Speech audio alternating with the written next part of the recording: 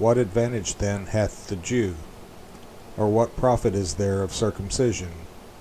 Much every way, chiefly because that unto them were committed the oracles of God. For what if some did not believe? Shall their unbelief make the faith of God without effect? God forbid. Yea, let God be true, but every man a liar, as it is written, that thou mightest be justified in thy sayings, and mightest overcome when thou art judged. But if our unrighteousness commend the righteousness of God, what shall we say? Is God unrighteous who taketh vengeance? I speak as a man.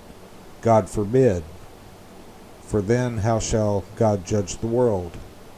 For if the truth of God hath more abounded through my lie unto his glory, why yet am I also judged as a sinner? And not rather, as we be slanderously reported, and as some affirm that we say, let us do evil, that good may come, whose damnation is just. What then? Are we better than they?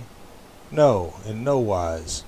For we have before proved both Jews and Gentiles, that they are all under sin. As it is written, there is none righteous, no, not one. There is none that understandeth. There is none that seeketh after God.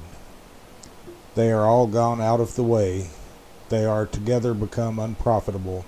There is none that doeth good, no, not one. Their throat is an open sepulchre. With their tongues they have used deceit. The poison of asps is under their lips, whose mouth is full of cursing and bitterness. Their feet are swift to shed blood. Destruction and misery are in their ways, and the way of peace have they not known. There is no fear of God before their eyes. Now we know that what things soever the law saith, it saith to them who are under the law, that every mouth may be stopped, and all the world may become guilty before God. Therefore by the deeds of the law there shall no flesh be justified in his sight, for by the law is the knowledge of sin. But now the righteousness of God without the law is manifested, being witnessed by the law and the prophets, even the righteousness of God, which is by faith of Jesus Christ unto all and upon all them that believe. For there is no difference, for all have sinned and come short of the glory of God, being justified freely by his grace through the redemption that is in Christ Jesus, whom God hath set forth to be a propitiation through faith in his blood, to declare his righteousness for the remission of sins that are past through the forbearance of God.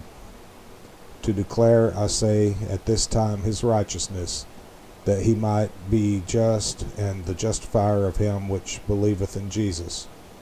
Where is boasting then? It is excluded. By what law? Of works? Nay, but by the law of faith. Therefore we conclude that a man is justified by faith without the deeds of the law. Is he the God of the Jews only? Is he not also of the Gentiles? Yes, of the Gentiles also, seeing it is one God which shall justify the circumcision by faith, and uncircumcision through faith. Do we then make void the law through faith? God forbid. Yea, we establish the law.